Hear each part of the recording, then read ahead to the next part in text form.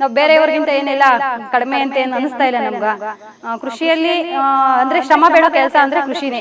ಇವತ್ತು ನಾವು ಮಾಧ್ಯಮಗಳಲ್ಲಿ ನೋಡೋ ತರ ಕೆಲವು ರೈತರು ಆತ್ಮಹತ್ಯೆ ಅದು ಇದು ಅಂತ ಹೇಳ್ತಾರೆ. ನಾವು ಸುಮ್ಮನೆ ಬಂಡವಾಳ ಹಾಕ್ಬಿಟ್ಟು ಹೋಗಿ ಎಲ್ಲೋ ಕೂತ್ಕೊಳೋದು ಅಥವಾ ಎಲ್ಲ ಓಡಾಡೋದು ಮಾಡಿದ್ರೆ ಖಂಡಿತ ಕೃಷಿಯಲ್ಲಿ ಲಾಭ ಇಲ್ಲ. ಇದಕ್ಕೆಲ್ಲ ಸೀಕ್ರೆಟ್ ಅಂತ ಆತರ ಎಲ್ಲ ಏನಿಲ್ಲ, ಶ್ರಮ, ಆಸಕ್ತಿ, ಶ್ರಮ ಮತ್ತೆ ಆಸಕ್ತಿ ಮತ್ತೆ ಮನೆಯವರೆಲ್ಲರೂ ಸೇರಿ ಯಾವ ತರ ಕೆಲಸ ಮಾಡಬೇಕು, ಟೈಮ್ ಯಾವ ಬಿತ್ತನೆ ಬೀಜ ಬಿತ್ತಿದ ಮೇಲೆ ಅದಕ್ಕೆ ಎಷ್ಟು ನೀರು ಕೊಡಬೇಕು, ಅದಕ್ಕೆ ಏನು ಗೊಬ್ಬರ, ಅದಕ್ಕೆ ಯಾವ ತರ ಆರೈಕೆ ಮಾಡಬೇಕು, ಆ ತರ ಎಲ್ಲ ಆರೈಕೆ ಮಾಡಿ ಅದನ್ನ ನಾವು ಅಂದ್ರೆ ಮಕ್ಕಳನ್ನ ಯಾವ ತರ ಸಾಕ್ತಿವೋ ಆ ತರ ನೋಡಿದ್ರೆ ಖಂಡಿತವಾಗ್ಲೂ ನಮ್ಗೆ ಯಾವುದೇ ರೀತಿ ನಷ್ಟ ಆಗಕ್ಕೆ ಸಾಧ್ಯನೇ ಇಲ್ಲ. ನಾನೊಬ್ಬ ಕೃಷಿ ಮಹಿಳೆ. ನಮ್ಮದು ಕಸುಬೆ ವ್ಯವಸಾಯ ಮಾಡೋದು. ನಮ್ಮ ಮನೆಯಲ್ಲಿ ನಾನು, ನಮ್ಮ ಯಜಮಾನ್ರು ಮತ್ತು ಇಬ್ಬರು ಹೆಣ್ಮಕ್ಳಿದ್ದೀವಿ. ವ್ಯವಸಾಯ ಅಂತ ನನ್ನ ಮದುವೆಯಾಗಿ 17 ವರ್ಷ ಆಯಿತು. ನಾವು ಸುಮಾರು 15-16 ವರ್ಷದಿಂದ ವ್ಯವಸಾಯ ಮಾಡ್ತಾಯಿದ್ದೀವಿ. ಮೊದಲೆಲ್ಲ ಮಳೆ ಆಶ್ರಯದಿಂದ ವ್ಯವಸಾಯ ಮಾಡ್ತಾಯಿದ್ವಿ. ರಾಗಿ ಮತ್ತು ಜೋಳ ಅಷ್ಟನ್ನು ಮಾತ್ರ ಬೆಳೀತಾ ಇದ್ವಿ. ಸ್ವಲ್ಪ ಹಸು ಇಟ್ಕೊಂಡು ಮಳೆಯಾಶ್ರಯ ಏನಿದೆಯೋ ಅದರಲ್ಲಿ ಅಂದರೆ ಒಂದು ಸತಿ ಎಲ್ಲ ಜಾಸ್ತಿ ಮಳೆ ಆದಾಗೆಲ್ಲ ತುಂಬ ಬೆಳೆ ಬರ್ತಿತ್ತು, ಮಳೆ ಕಡಿಮೆ ಆದಾಗೆಲ್ಲ ಬೆಳೆನೇ ಇಲ್ದಂಗೆ ಆಗ್ತಿತ್ತು. ಆ ಥರ ಒಣ ಬೇಸಾಯ ಎಷ್ಟಕ್ಕಂದರೆ ಜೀವನಕ್ಕೆ ಅಷ್ಟೇ ಅಂದರೆ ತುಂಬ ಹೇಳ್ಕೊಳೋ ಅಂಥ ಸ್ಥಿತಿಯಲ್ಲಿ ಎಲ್ಲ ಏನು ಇರಲಿಲ್ಲ ನಾವು. ಅವಾಗೆಲ್ಲ ತುಂಬ ಅಂದರೆ ವ್ಯವಸಾಯ ಮಾಡ್ತಾಯಿದ್ವಿ ಮನೆಗೆ, ನಮ್ಮ ಜೀವನಕ್ಕೆ ಅಷ್ಟೇ, ಬೇರೆ ಇದಕ್ಕೆಲ್ಲ ಏನೂ ಆಗ್ತಿರ್ಲಿಲ್ಲ. ಇದರಿಂದ ನಾವು ಈ ಥರ ಎಲ್ಲ ವ್ಯವಸಾಯ ಮಾಡಿದ್ರೆ ನಾವು ಜೀವನದಲ್ಲಿ ಏನೂ ಸಾಧನೆ ಮಾಡೋಕ್ಕಾಗಲ್ಲ ಅಂತ ನಾನು ನಮ್ಮ ಮನೆಯವರು ಇಬ್ಬರು ಸೇರಿ ಮಾತಾಡಿಕೊಂಡು ಬೋರ್ವೆಲ್ ಇರೋವಂಥದ್ದು ಒಂದು ಬೋರ್ವೆಲ್ಲೆಲ್ಲ ಮಾಡಿಸಿದ್ವಿ. ಬೋರ್ವೆಲ್ ಮಾಡಿಸಿ ಅದರಲ್ಲೇ ಚಪ್ರ ಮಾಡಿಸಿ ಮೊದಲಿಗೆ ದ್ರಾಕ್ಷಿ ಮಾಡಿದ್ವಿ. ದ್ರಾಕ್ಷಿ ಸುಮಾರು ಒಂದು 4 ಬೆಳೆ ಬೆಳೆದ್ವಿ. ಅದರಲ್ಲೆಲ್ಲ ಏನು ನಮಗೆ ಲಾಭ ಬಂದಿಲ್ಲ. ಅದರಿಂದ ದ್ರಾಕ್ಷಿ ಬೇಡ ಅಂತ ತೆಗೆದ್ಬಿಟ್ಟು 2010ರಿಂದ ನಾವು ಸೋರೆ ಗಿಡ ತರಕಾರಿ ಬೆಳೆಯೋಣ ಅಂತ ಫಸ್ಟು ಮೊದಲಿಗೆ ಶುರು ಮಾಡಿದ್ವಿ. ಸೋರೆ ಗಿಡ ಬೆಳೆದ್ವಿ. ಸೋರೆ ಗಿಡದಲ್ಲೆಲ್ಲ ಅಂದರೆ ಆಳುಗಳನ್ನೆಲ್ಲ ಕರ್ಕೊಂಡೆ ನಾನು ಮತ್ತು ನಮ್ಮ ಮನೆಯವರು ತೀರಾ ಅವಶ್ಯಕತೆ ಇದ್ದ ಮಾತ್ರ ಆಳುಗಳನ್ನ ಕರ್ಕೊಂಡು ವ್ಯವಸಾಯ ಮಾಡ್ತೀವಿ. ಸೋರೆ ಗಿಡ ಸುಮಾರು 6 ಬೆಳೆ ಸೋರೆ ಗಿಡ ಬೆಳೆದಿದ್ದೀವಿ. ಒಳ್ಳೆ ಲಾಭ ಬಂತು.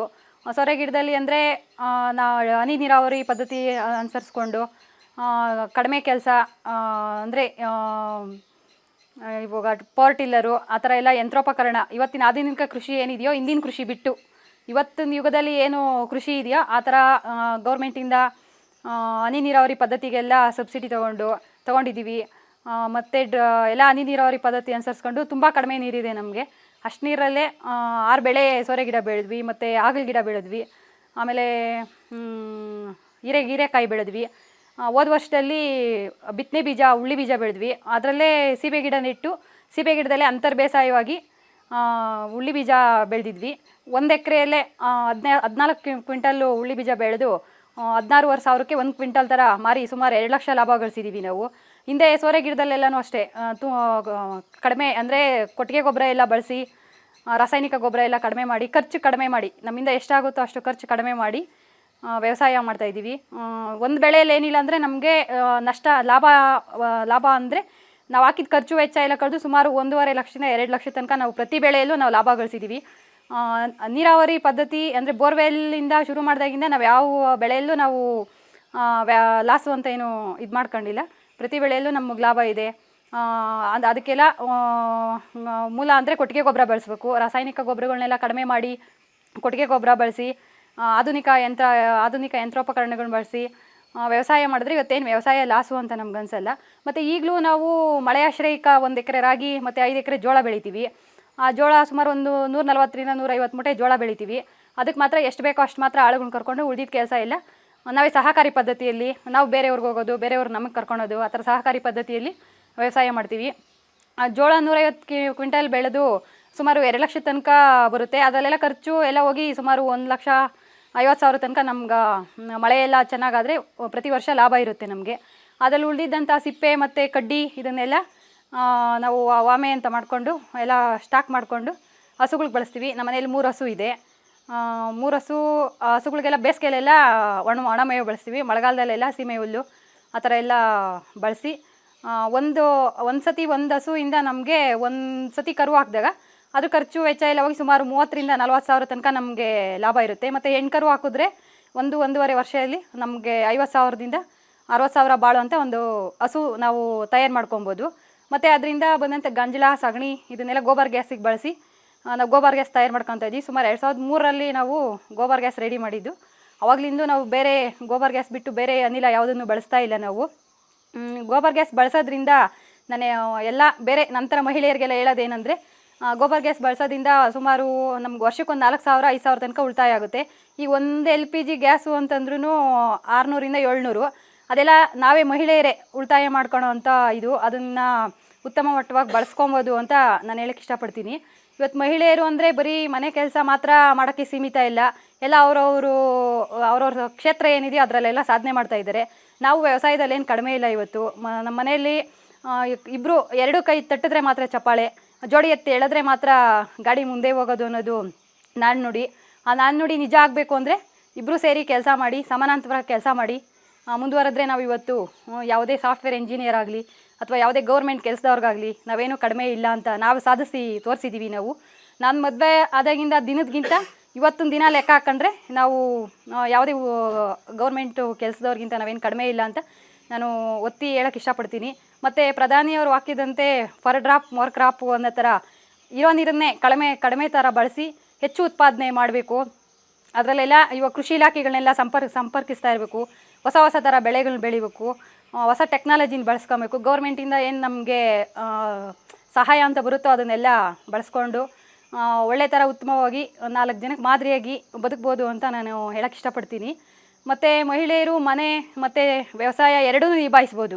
ಅದಕ್ಕೆ ಉತ್ತಮ ಉದಾಹರಣೆ ಅಂದರೆ ನಾನು ಮತ್ತು ನಂತರನೇ ನಮ್ಮೂರಲ್ಲಿ ಸಾಕಷ್ಟು ಮಹಿಳೆಯರಿದ್ದಾರೆ. ಮಕ್ಕಳನ್ನೆಲ್ಲ ಒಳ್ಳೆ ವಿದ್ಯಾಭ್ಯಾಸ ಮಾಡಿಸ್ಬೋದು. ಇವಾಗ ನಮ್ಮ ಮಕ್ಕಳನ್ನ ಒಳ್ಳೊಳ್ಳೆ ಶಿಕ್ಷಣ ಸಂಸ್ಥೆಗಳಲ್ಲೇ ಓದಿಸ್ತಾ ಇದ್ದೀವಿ. ನಾವು ಬೇರೆಯವ್ರಿಗಿಂತ ಏನೆಲ್ಲ ಕಡಿಮೆ ಅಂತ ಏನು ಅನ್ನಿಸ್ತಾ ಇಲ್ಲ ನಮ್ಗೆ. ಕೃಷಿಯಲ್ಲಿ ಅಂದರೆ ಶ್ರಮ ಬೇಡೋ ಕೆಲಸ ಅಂದರೆ ಕೃಷಿನೇ. ಇವತ್ತು ನಾವು ಮಾಧ್ಯಮಗಳಲ್ಲಿ ನೋಡೋ ಥರ ಕೆಲವು ರೈತರು ಆತ್ಮಹತ್ಯೆ ಅದು ಇದು ಅಂತ ಹೇಳ್ತಾರೆ. ನಾವು ಸುಮ್ಮನೆ ಬಂಡವಾಳ ಹಾಕ್ಬಿಟ್ಟು ಹೋಗಿ ಎಲ್ಲೋ ಕೂತ್ಕೊಳೋದು ಅಥವಾ ಎಲ್ಲೋ ಓಡಾಡೋದು ಮಾಡಿದ್ರೆ ಖಂಡಿತ ಕೃಷಿಯಲ್ಲಿ ಲಾಭ ಇಲ್ಲ. ತುಂಬ ಶ್ರಮ ಬೇಡೋ ಕೆಲಸ ಅಂದರೆ ಕೃಷಿ. ನಮ್ಮ ಕುತೂಹಲ ಇರಬೇಕು. ಅಂದರೆ ನಾವು ಇವತ್ತು ಬೀಜ ನೆಟ್ಟಿದ್ದೀವಿ ಅಂದರೆ ಅದು ಯಾವ ಥರ ಮೊಳಕೆ ಬರುತ್ತೆ, ಅದನ್ನು ಯಾವ ಥರ ಆರೈಕೆ ಮಾಡಬೇಕು, ನಮ್ಮ ಮಕ್ಕಳನ್ನ ಯಾವ ಥರ ಆರೈಕೆ ಮಾಡ್ತೀವೋ ಆ ಥರ ಆರೈಕೆ ಮಾಡಿದ್ರೆ ಮಾತ್ರ ನಮ್ಗೆ ಕೃಷಿಯಲ್ಲಿ ಉತ್ತಮ ಲಾಭ ಅಂತ ನಾನು ಹೇಳೋಕ್ಕೆ ಇಷ್ಟಪಡ್ತೀನಿ. ಇವತ್ತು ವ್ಯವಸಾಯ ಬಿಟ್ಟರೆ ದೇಶದಲ್ಲಿ ಯಾರೂ ಆ ಥರ ಊಟ ಬೇಕೇ ಬೇಕು. ವ್ಯವಸಾಯನೇ ಅವಲಂಬಿಸಿರೋ ನಮ್ಮ ದೇಶನೇ ಕೃಷಿ ಪ್ರಧಾನ ದೇಶ. ಲಾಲ್ ಬಹದ್ದೂರ್ ಶಾಸ್ತ್ರಿ ಹೇಳಿರೋ ಥರ ಜೈ ಜವಾನ್ ಜೈ ಕಿಸಾನ್ ಅಂತ. ಬೇರೆ ಯಾವ ಸಾಫ್ಟ್ವೇರ್ ಇಂಜಿನಿಯರ್ಗೂ ಯಾರು ಜೈ ಜವಾನ್ ಅಂತಾಗಲಿ ಕಿಸಾನ್ ಅಂತಾಗಲಿ ಯಾವ ಪ್ರಧಾನಮಂತ್ರಿನೂ ಯಾರೂ ಘೋಷಣೆ ಹೇಳಿಲ್ಲ.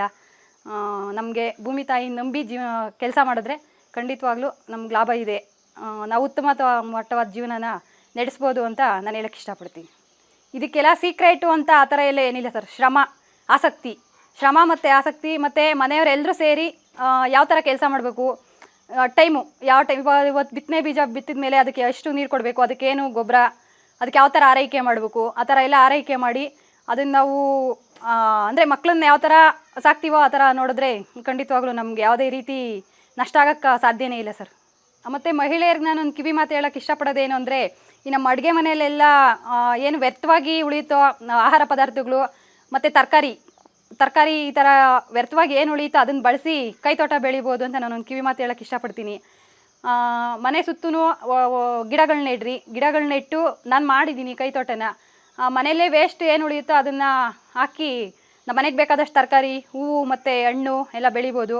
ನಾವು ವೀಳ್ಯದೆಲೆ, ದಾಸವಾಳ, ಶುಂಠಿ, ಸುವರ್ಣಗೆಡ್ಡೆ, ಆಮೇಲೆ ಪತ್ರೆಗಳು, ಅಲಂಕಾರಿಕ ಗಿಡ, ಬಾಳೆ ಗಿಡ, ಮುಖ್ಯವಾಗಿ ಬಾಳೆ ಹಾಕಿದ್ದೀವಿ. ನಮ್ಮ ಮನೆಯಿಂದ ಏನು ಸ್ನಾನ ಮಾಡಿ ನೀರು ಹೊರಗಡೆ ಹೋಗುತ್ತೋ ಆ ನೀರನ್ನು ಬಳಸ್ಕೊಂಡೆ ನಾನು ಸುಮಾರು 3 ವರ್ಷದಿಂದ ನಾವು ನಮ್ಮ ಮನೆಯವರು ಬಾಳೆ ಗಿಡ, ಸೀಬೆ ಗಿಡ ಮತ್ತು ಕಿರುನೆಲ್ಲಿ, ಪಪಾಯ ಎಲ್ಲ ಬೆಳೀತಾ ಇದ್ದೀವಿ. ಬಾಳೆ ಗಿಡದಲ್ಲಿ ಸುಮಾರು ನಮಗೊಂದು 3 ವರ್ಷದಿಂದ ಒಂದು 10 ಗೊನೆ ಸಿಕ್ಕಿದೆ.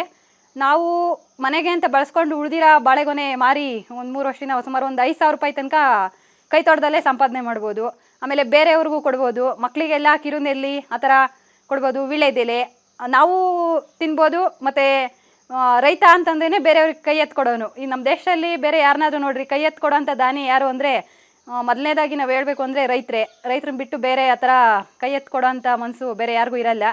ಅದರಿಂದ ನಾನು ರೈತ ಮಹಿಳೆ ಅಂತಲ್ಲ, ನಮ್ಮ ರೈತರ ಬಗ್ಗೆ ನಾವು ಹೇಳ್ಬೇಕು ಅಂದರೆ ನಾವು ಹೆಮ್ಮೆಯಿಂದನೇ ಹೇಳ್ಕೊಬೇಕು. ನಮ್ಮನ್ನು ನಾವು ಯಾವತ್ತೂ ಕೀಳ್ಭಾವನೆಯಿಂದ ಕಾಣ್ದಿರ ನಾವೇನು ಕೆಲಸ ಮಾಡ್ತಾಯಿದ್ದೀವೋ ಅದನ್ನು ನಾವು ಕರ್ತವ್ಯವೇ ದೇವರು ಅಂತ ನಂಬಿದ್ರೆ ನಾವು ಜೀವನದಲ್ಲಿ ಖಂಡಿತ ಯಶಸ್ಸು ಸಾಧಿಸ್ಬೋದು.